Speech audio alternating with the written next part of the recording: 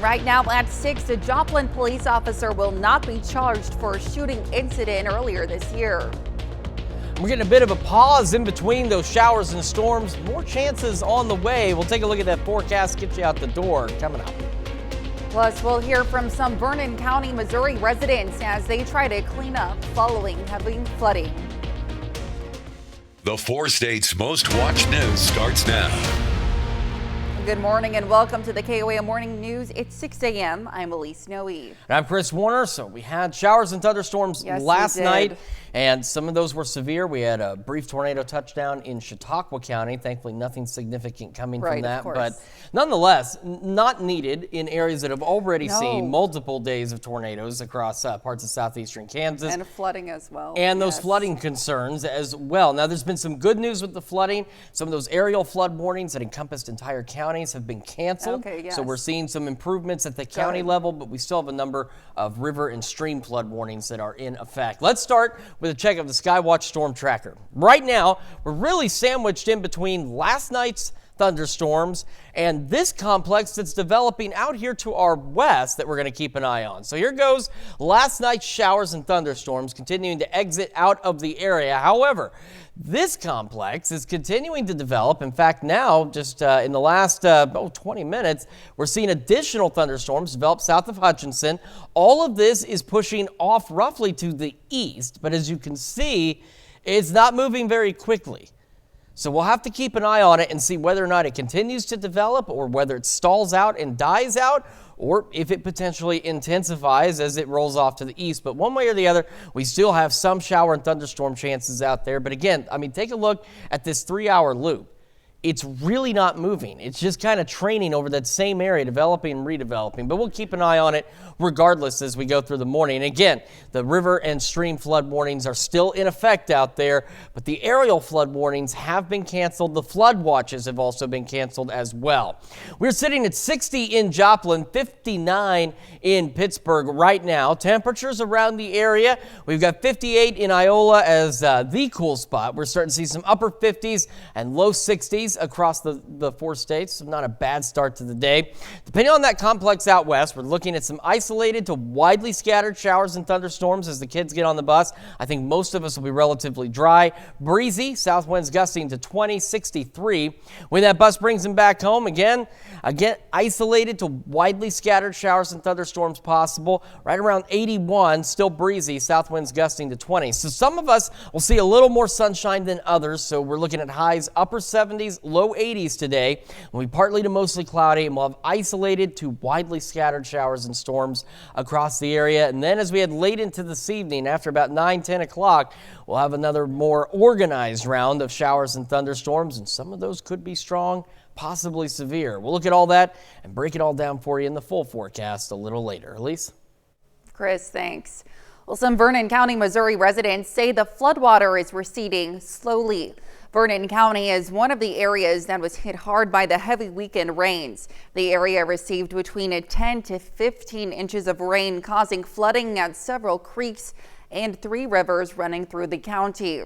County officials say they're dealing with moderate damage to gravel roads, fallen trees, and farmland. Some county roads remain underwater and impassable. Nearby residents hope it'll be back to normal levels in a couple of days. I think there's about 50 cars a day come out here and stop and look at it. You can read the full written statement from Vernon County officials about the flood impact and specific areas of concern on our website at KOAMnewsnow.com. The log jam on the Neosho River in Ottawa County, Oklahoma continues to grow near Twin Bridges State Park. It's estimated to be the size of 2 football fields right now, with more debris expected to join in from upstream. We spoke with the mayor of Miami, Bless Parker, who says there is currently no plan to remove the jam. Now, what we're hearing is it's a lot of finger pointing. GRDA is not saying much, which is par for the course for them because they don't want to take responsibility for any of their actions. Again, this is no different than before. So now they're blaming ODOT. ODOT's blaming the Corps. Corps' blaming GRDA. It's just a big finger pointing thing. So nobody's taking accountability. Nobody's taking any responsibility here. But again, the citizens are the ones that are going to pay the price. There are also concerns about a BNSF railroad about a half-mile downstream from the logjam. Well, as of 9 yesterday morning, the Verdigris River at Coffeyville was cresting about 19 feet, which is classified as a minor flood stage. Some flooding has occurred in low-lying areas around the river. It's anticipated that the river level will drop fairly rapidly over the next several hours. You may remember just yesterday, the Kansas Department of Health and Environment had issued a stream advisory for part of the Verdigris River because of an oil well spill. And don't forget, you can be the first to know about the day's weather with the KOAM Sky Watch weather app. Get severe weather updates sent straight to your phone free of charge. It's available in the Apple App Store and the Google Play Store. The KOAM Sky Watch weather app. A state investigation clears a Joplin police officer of wrongdoing in a shooting. The Missouri Highway Patrol was called in to investigate a February 9th shooting on West 7th Street. In that shooting, the officer fired one shot that hit a suspect's hand and wrist area. The suspect was then treated for non-life-threatening injuries. An internal investigation conducted by JPD determined the officer acted appropriately. They then called in the MSHP to process the crime scene and investigate an outside agency. Based on their report, the Jasper County Prosecutor's Office determined charges are not warranted against the officer in the case. The race for a council person in Ward 1 of Carterville, Missouri is over. Residents yesterday voted in a special election to determine the winner after the race ended in a tie with 14 votes going to both Devin Keeling and Darlene Taylor. 5 more residents cast their ballots yesterday, with Keeling winning the position by a count of 18 to 15. And it appears Kansas will not be banning gender-affirming care for minors. The State House Monday night failed to override Democratic Governor Laura Kelly's veto of the bill. The Republican-controlled Senate had enough votes to enact the ban, but the House was 2 votes shy. The measure would have stopped hormone therapies, puberty blockers, and surgeries for trans and non-binary youth in Kansas. Governor Kelly called the failed override a win for parental rights and Kansas families. And that's a look at this morning's top stories and weather in our first 7 minutes. Coming up on the KOAM Morning News. The Justice Department moves to loosen federal restrictions on marijuana and for the drug to be considered a Schedule III drug. Plus, New York police moved into Columbia University to clear out pro-Palestinian demonstrators. And Chris Warner returns with another look at your Wednesday forecast. You're watching the KOAM Morning News. We'll be right back. Topping Nation Watch this morning. 8 daily newspapers are taking legal action against OpenAI and Microsoft. Alden Global Capital, which owns the publications involved, is suing the tech companies for copyright infringement. They're claiming Microsoft is illegally using news articles in order to boost their AI chatbots. The complaint was filed in federal court in the U.S. Southern District of New York. Among the newspapers involved in this suit, the New York Daily News, the Chicago Tribune, and the Denver Post. A spokesperson for OpenAI released a statement saying the company hadn't been previously aware about Alden's concerns. So far, there's been no word from Microsoft. Sources say the Justice Department will move to loosen federal restrictions on marijuana. Right now, pot is considered a Schedule I drug, which means it has no medical use and a high potential for abuse. Other drugs in that category include heroin and LSD. The Justice Department reportedly wants to move it to Schedule III. Those substances are considered to have moderate to low potential for dependence. The category includes things like Tylenol with codeine and anabolic steroids. One of the DOJ makes the recommendations. It will take months to take effect after a public comment period. Neither the Justice Department nor White House have confirmed the change. The number of older Americans who are victims of fraud is on the rise. Americans over the age of 60 had roughly $3.5 billion stolen in fraudulent schemes last year. That's an 11% hike from 2022. According to the FBI's Elder Fraud Report, the report also says the average older person scammed lost close to $34,000, but a few thousand victims had Each had $100,000 taken from their accounts. Federal officials say some of the scams used were people pretending to provide tech support for non-existent data breaches, investments, or identity theft. Breaking overnight, New York police moved into Columbia University at the school's request to clear out pro-Palestinian demonstrators. It comes after the deadline passed for protesters to leave. Police say there have been multiple arrests. Similar scenes are also playing out at college campuses around the country. CBS News' Jared Hill has the latest from New York. Confrontations overnight as NYPD officers moved in on Columbia University's main campus, climbing through a window to get protesters out of Hamilton Hall.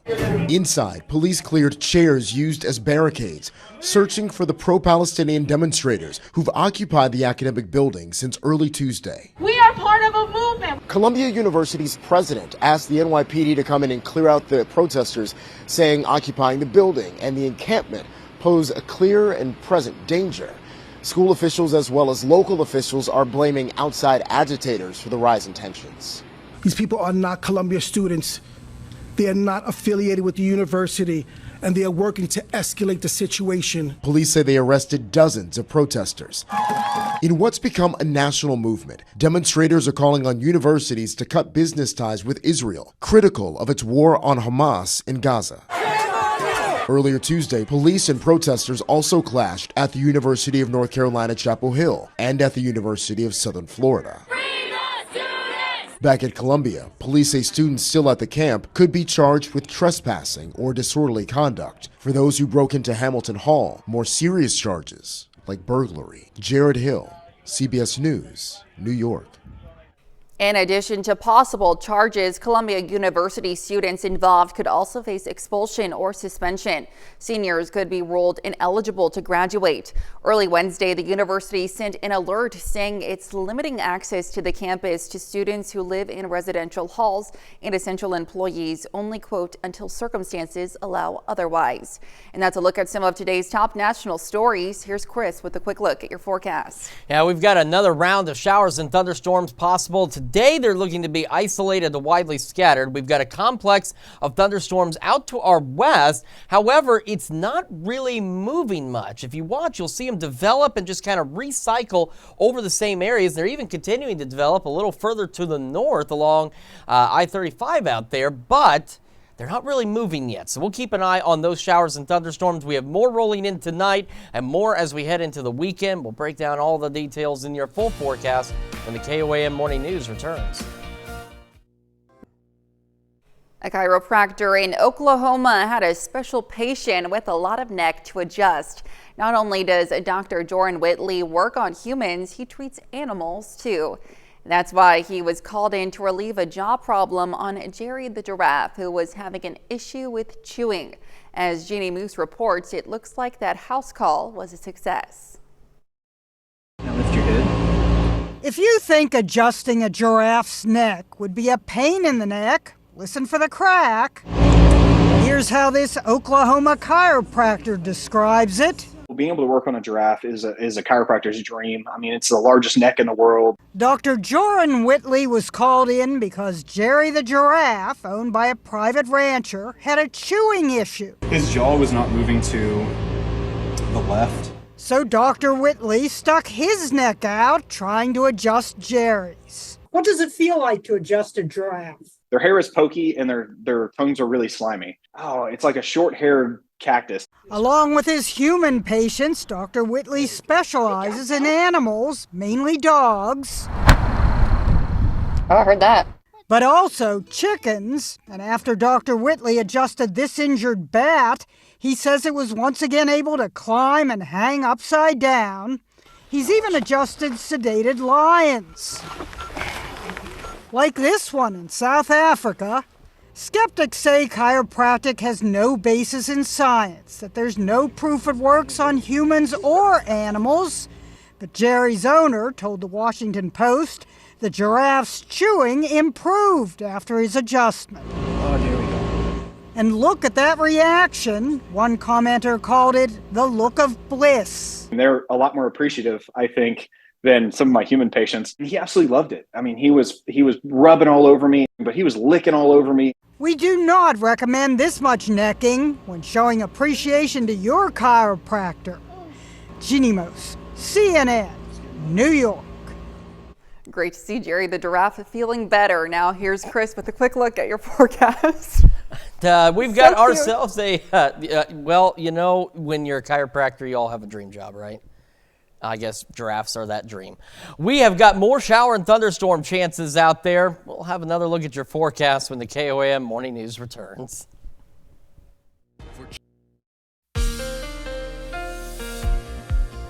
Welcome back to the KOAM Morning News, 6:22 now on this Wednesday morning. And again, we are still sandwiched in between shower and thunderstorm activity. Remaining showers from last night's storms beginning to finally exit our area. And we're watching this complex of storms that's out to the west along the I-35 corridor. If you watch it closely, though, it's just recycling over the same areas out here. And we are seeing additional development up and along the west side of the I-35 corridor, but it doesn't really seem to be moving much. It's almost like it's hitting a brick wall just to the west of Greenwood, Elk, and Chautauqua counties, but it's been trying to shove east, so we'll keep an eye on those thunderstorms out there as we head through the morning and see if they can make it into our area. We do still have flood warnings for some streams, creeks, rivers in our area. Some of the good news, at least, is the aerial flood warnings are gone, the ones that are county-wide, which means that we're beginning to see improvements at the county level from some of the flooding we've experienced. But we're not done with the rain yet. We do have a low-end tornado threat, but it is just barely clipping the far western edges of our viewing area, which is some good news. We need to reduce this severe threat. Unfortunately, though, we still have that low to elevated hail and wind risk, most of it into southeastern Kansas. And today's not the only day.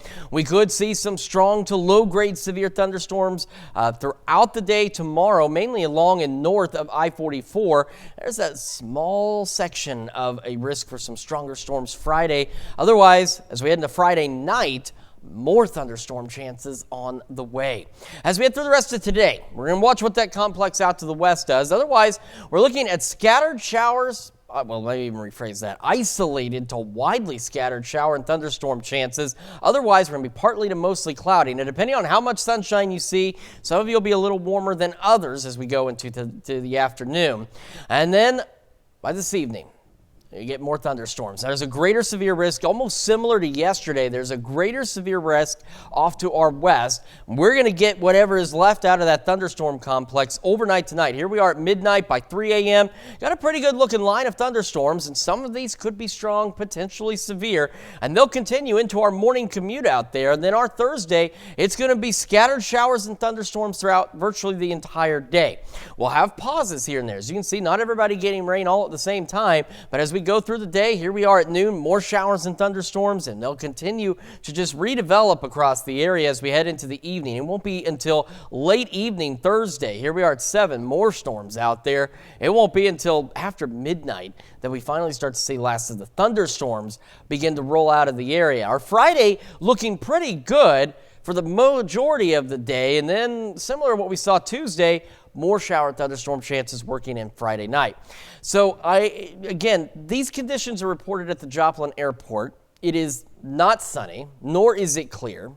I'm not sure why it says that. It is cloudy, it is 60, and we have a calm breeze out there. Temperatures around the region, again, holding into the upper 50s and low 60s out there. As we get our morning started, we are going to be with those isolated to widely scattered showers and thunderstorms. Again, a lot of this dependent on what happens with that complex out west. 73 by 11 o'clock. We're looking at highs today, upper 70s, low 80s. We'll go upper 70s for our Thursday, 70s for our Friday. Thunderstorm chances continue into the weekend and the first half of next week. We are looking at the possibility of a pause on Wednesday, and then we'll see additional shower and thunderstorm chances to close out next week. So a lot of rain on the way, especially for some areas that don't really need any more rain right now.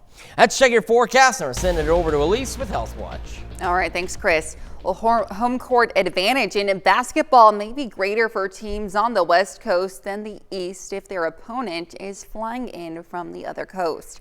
That's according to a study of 25,000 NBA matches published in the journal Chronobiology International, which looked at how tiredness and jet lag can influence a team.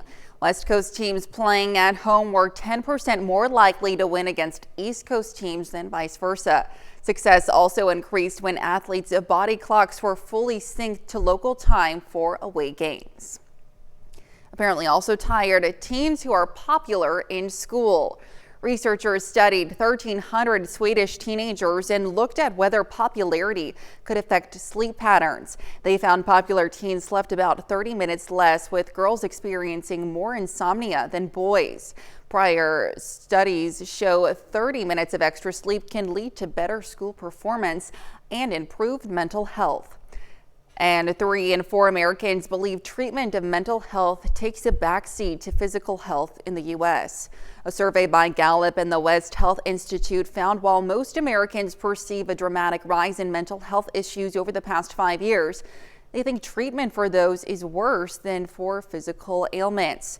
Researchers say healthcare providers should give equal attention to both since they are inextricably linked.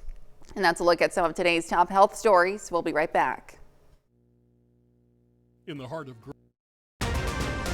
Right now at 6:30, businesses, residents, and city leaders attend a meeting to determine the future of 69 highway projects.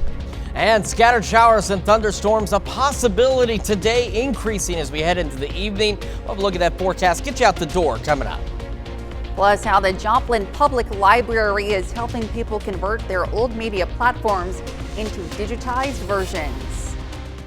The 4 states' most watched news starts now. Well, good morning and welcome to the KOAM Morning News. It's 6:30. I'm Elise Noe. And I'm Chris Warner. We had strong severe thunderstorms once again for some of us last night, even a brief tornado touchdown Chautauqua County.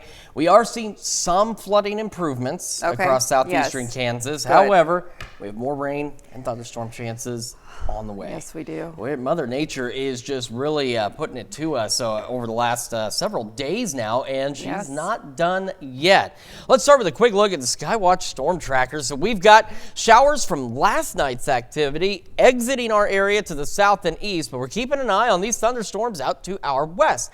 These are the variable as to whether or not we'll see isolated to widely scattered thunderstorms through today, or if they will die out, because in all honesty, they're beginning to hit a bit of a brick wall just to the west of Elk, Chautauqua, and Greenwood counties. You can see them, especially ones by Ponca City. They just kind of redevelop. They're trying to move off to the east-northeast. So we'll see what happens with these storms over the next few hours as they continue to develop and, again, attempt to move on off to the east. We still have river, stream, and flood warnings out there for some of us, but the good news is again, the aerial flood warnings that encompass entire counties have been canceled. The flood watches have been canceled. So we're seeing some improvement, but not full improvement as of yet. We're sitting at 60 in Joplin right now, 59 in Pittsburgh. Temperatures around the region, not bad again out there. We're upper 50s and into the low to mid 60s across the area. So not a bad start to the day, at least temperature-wise. Now, kids getting on the bus. Again, this is heavily dependent on that complex out there.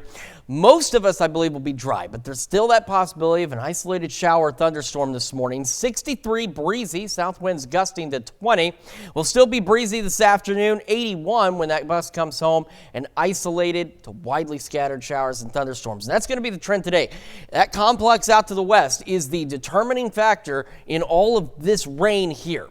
That's why the chances are relatively low. We may see an isolated shower thunderstorm through the day. We will be partly to mostly cloudy, and depending on how much cloud cover you see, some of us highs upper 70s, others making it into the low 80s today with that gusty south wind. As we head later into the evening, after about 9-10 o'clock, we're looking at more widespread thunderstorm chances, and these will continue into our Thursday. And we'll break down all those full details in the full forecast here in a few more minutes. Elise?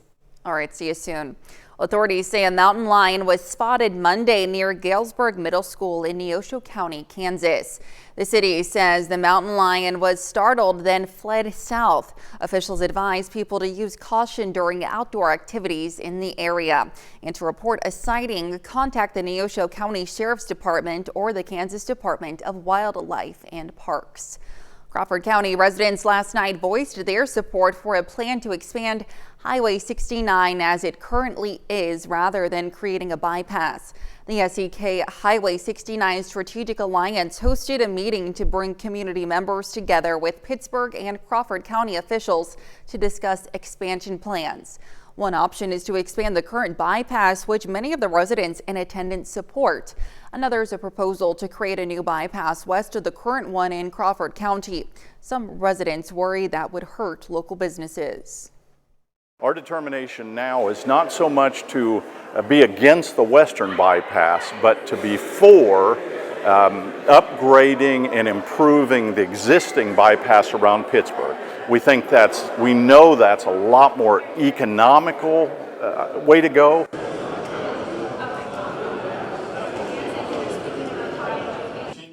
KDOT is currently looking at economic surveys to see how much impact each plan would have. The Pitt State Electrical Technology Program held a signing day similar to an athletic signing day. The program recognizes 18 students who will not only graduate in May, but have been recruited for full-time employment. An instructor says right now is the best time for these students to enter the electrical industry. The electrical industry is very hot. As of right now, we're looking at a 6% growth over the next 10 years with openings of about 650, 750,000 over the course of the next 10 years. Our students have worked very, very hard. As of right now, we have 17 of 18 journeyman certified electricians graduating this year. Still got one more to test tomorrow, and their accomplishments should be celebrated, and we're excited to do that today. Industry representatives participated in the celebration. Dozens of vendors set up booths at the Together Crawford County Community Job and Resource Fair yesterday in Pittsburgh. The fair brings together local resources and employers. Organizers say the goal is to provide a community service. I want to experience the help. If they need help, if they need employment, we're here to connect the dots. We have over 60 vendors from Catholic Charities to Honeyball, several different agencies, any part of DCF we're here. So we're just really here for questions, for help, and just to learn and grow. Together Crawford County Community Job and Resource Fair took place at the Pittsburgh Memorial Auditorium. The Joplin Public Library is offering a non-conventional service, conversion of VHS, vinyl, cassettes, and DVDs to digital. Photos, negatives, and CDs can also be converted in the makerspace. It's an opportunity to relive memories and save them for future generations. This is all I have of my boys growing up. I have photos too, but I really treasure the tape. Some patrons that come in and they know exactly what's on this VHS. They've watched it a billion times. They're so excited to have it where they can keep sharing it. But then I have a lot of people that come in like, I found this in a cabinet. It doesn't have anything written on it. I have no idea what this is. I just need to see what's on here and see if it's worth saving. The Joplin Library Makerspace also has equipment for cutting or engraving a variety of materials, as well as a 3D printer. To make appointments, you can contact the library, and you can find more information on our website. Of course, that's KOAMnewsnow.com. And that's a look at our top news stories coming up this half hour on the KOAM Morning News. Walnuts sold at Whole Foods and other health food stores are being recalled due to an E. coli outbreak.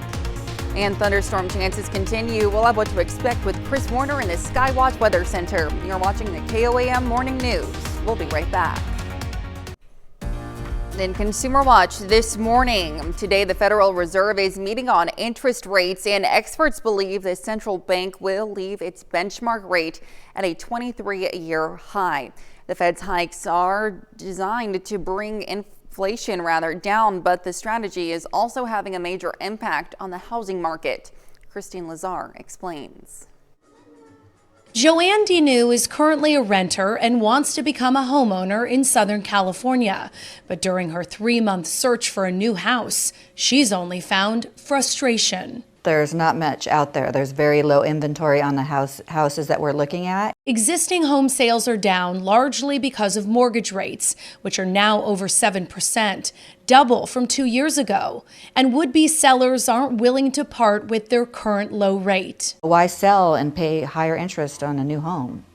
So people are sitting in their homes. The Federal Housing Finance Agency calls it the lock-in effect and calculates it led to a 57% drop in sales late last year. The lack of supply is leading to higher prices in many areas. So this is a 2-bedroom, 2-bathroom townhome, multi-level with a loft, and sold for just under $500,000. What was it listed for? $450,000. So you had multiple offers. We had multiple offers. Realtor Marianne Bean says many people are buying homes now with the hopes of refinancing later. I think overall buyers and sellers are just tired of waiting. They're tired of waiting for the most opportune moment to do a transaction. Just a regular little neighborhood. But mortgage lender Jody Canfield says it's not clear when rates will come down, so it's important buyers are realistic. It may not be your dream home, but let's get into the house that makes sense for your monthly budget. I don't know when the right time is to buy anymore. Dinu plans to be patient, but wants to buy before August. That's when the rent on her current place goes up $300 a month. Christine Lazar, CBS News, Los Angeles. Americans' paychecks saw a 1.2% jump in the first 3 months of 2024. That's up 0.9% from the previous quarter. This is according to the Department of Labor, but U.S. consumer confidence has dropped to its lowest level in over a year and a half, according to the latest survey from research group the Conference Board. In April, the consumer confidence level fell to 97, down from 103.1 in March. Walnuts sold at Whole Foods and other health stores in 19 states are being recalled. The FDA says it's investigating whether Gibson Farms brand organic Lighthouse and Pieces shelled walnuts are linked to an E. coli outbreak that has sickened 12 people. 7 people have been hospitalized. Retailers are urged not to serve the recalled walnuts and to sanitize and clean any surfaces the product may have had contact with. And Walmart is rolling out a new store label of affordable gourmet foods. The retailer plans to sell 300 items under the name Better Goods, with prices expected to range from $2 to $15. Some Better Goods products are already on Walmart store shelves, with more items coming through the fall. That's it for Consumer Watch. Here's Chris with another look at your forecast. And we're taking a look at the Skywatch storm tracker. So again, the last of the showers from last night's activity moving out of the area. These thunderstorms out west, again, not moving a lot, but we are keeping an eye on them as they continue to kind of just recycle out here. They are trying to lift off to the east and northeast, and that could bring us some scattered shower and thunderstorm chances as we head through the morning hours. So we'll keep an eye on those for you. The good news is, at least at this point, they're not strong or severe. We are also now down to just Stream River Creek flood warnings out there. Aerial flood warnings, which encompassed entire counties, have been canceled. The flood watches have also been canceled, so we're seeing at least some improvement out there. Not a bad start to the day. 60 in Joplin, 59 in Pittsburgh right now. Cloudy across the area. Temperatures, for the most part, holding into the upper 50s and low 60s out there. Again, depending on that complex out west, some of us may see an isolated storm or two. Otherwise, I think most of us will be dry, but we got to put this up there because there could still be a stray storm or two. Kids get on the bus, 63, south breeze gusting to 20. When that bus brings them home this afternoon, isolated to widely scattered showers and storms at best. Again, most of us dry, and about 81, still gusty south winds. We're having another look at your forecast, talk about our severe threat, talk about the thunderstorms and how much longer they're going to last, which, by the way, it's going to be a while, and all of that here in just a few minutes. It's also just about time to celebrate birthdays and anniversaries. Of course, those are coming up right after this break. But first, let's see what's happening on CBS Mornings. I'm Nate Burleson. Coming up on CBS Mornings, Anthony Mason talks with Academy Award winner Dame Judi Dench about her new book on Shakespeare and the influence he's had on her storied career. That's coming up on CBS Mornings. All right, time for some Wednesday birthdays here in the 4 states, and we are starting in Erie with Logan Wilson celebrating birthday number 27 with birthday love coming from Grandma. Happy birthday, Logan. And over in Neosho, a happy 45th birthday to Nathan H.E. And in Golden City, Verna Mae Wilson celebrating birthday number 97. A very happy birthday to you. And a happy birthday to Cindy Neely from Columbus. And our very own Titus Stanley, one of our associate producers, also a voice in many of the commercials you hear on KOAM, celebrating another year wiser. Titus is a lot of fun to be with, a great person to work with. Yes. Always positive. Always positive. Always such a great positive. dude. Happy birthday, Titus. We'll see you later. All right. Unfortunately, yes, we will. He'll be here shortly. Well, not shortly, but in the next couple hours. Either way, that's it. That's it. That's it on that birthday Only list. 5. 5. And one of them is somebody who works here, so we can't miss those birthdays because we know everybody's birthday here. Yes. So we got to make an need improvement more. here. We need tomorrow to be better. At least where do they need to send them to make this list even better? Go ahead and submit those birthdays and anniversaries to birthdays@koamnewsnow.com. Be sure to include those photos and messages and to meet the deadline that you see there at the bottom of your screen so that we can celebrate you tomorrow. Absolutely. So let's talk about what's going on today. We're going to start with this, Skywatch Storm Trackers. I was just looking at some of the latest forecast discussions from the Wichita Forecast Office. Take a look at all these showers and thunderstorms right along I-35 and up 135. They're not really moving much. They've hit a bit of a stone wall. There's a bit of a boundary out there. That's what's setting them off. However, at this point, National Weather Service Office and Forecast Office in Wichita, is expecting them to slowly die out. Now, I know, especially if you watch this little guy here flare up, it doesn't look like they're going to die out, but they're expected to. Even if they don't, they haven't been severe. There's been a couple of stronger storms with small hail, but that's been about it. If they don't die out soon, they may start to get into parts of Greenwood, Elk, and Chautauqua counties out there before they do eventually begin to fizzle out. So we'll keep an eye on them one way or the other. We still have river and stream creek flood warnings for parts of the area, but as we mentioned, the aerial flood warnings are gone. The flood watches have been canceled, so we're seeing some improvement out there, but we do have more rain on the way, and we do have that possibility for some strong, potentially severe thunderstorms as we head later into today. We have a low tornado risk, because you can see it barely clips our far western counties, but we do have a low to elevated hail and wind risk, primarily into southeastern Kansas as we head later into the afternoon, especially in the evening and overnight hours out there. Unfortunately, today, not our only day. We do have a low wind risk along and north of Interstate 44 for Thursday for some strong to low-grade severe thunderstorms. A low wind risk barely clips us for Friday. The rest of us just thunderstorms on Friday, but this is going to be Friday night into Saturday that we see those storm chances. As for the rest of today, again, a stray shower or two possible. Some of the data that's getting updated, that's changing, it's starting to suggest we may remain dry for most of today, and that's going to allow us, A, to warm, and B, for us to get a little more instability in there for some of those stronger storms out to the west. But we won't really start seeing things about 6 o'clock in our far northern counties, so here we are at 9, still kind of hanging up out there, but we have, like yesterday, a greater severe threat off to our west, and like yesterday, we're expecting by about 11 o'clock midnight, the remnants of that complex to start rolling into southeastern Kansas, and this is where our opportunity for strong to severe thunderstorms will be as we head into 3 a.m., tomorrow morning, and even as we get our morning drive underway, 6 a.m. tomorrow, we got scattered showers and thunderstorms, and some strong storms will still be possible as we head into tomorrow morning. And then we're going to have scattered thunderstorms throughout the day on Thursday. As we showed you on that map, some of these could be strong to low-grade severe out there. So you see by 9 a.m. Thursday, expecting a bit of a break, and then we'll see redevelopment 10, 11 o'clock in the morning. We'll continue to see showers and thunderstorms develop and redevelop across the area. So there'll be pauses here and there, but otherwise, again, those scattered thunderstorms across the area. Here we are at 7, and they will persist until about 10 o'clock Thursday night before we'll start to clear out and have maybe just a few remnant showers out there, which, that's going to be the thing. Friday's looking pretty decent for the first half of our Friday, similar to Tuesday, and we'll see more thunderstorms Friday night. We're 60 in Joplin right now. Disregard that. I am not sure what's causing it to think it's sunny, but it is not. It is cloudy.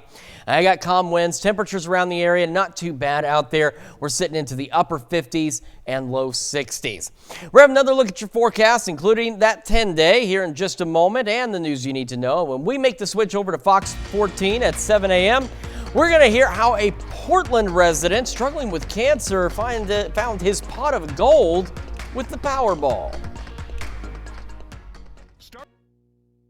Here's a check of today's top headlines, the news you need to know before you head out the door. The SEK Highway 69 Strategic Alliance hosted a meeting to discuss plans for the bypass on Highway 69. One option is to expand the current bypass, which many of the residents in attendance were in favor of.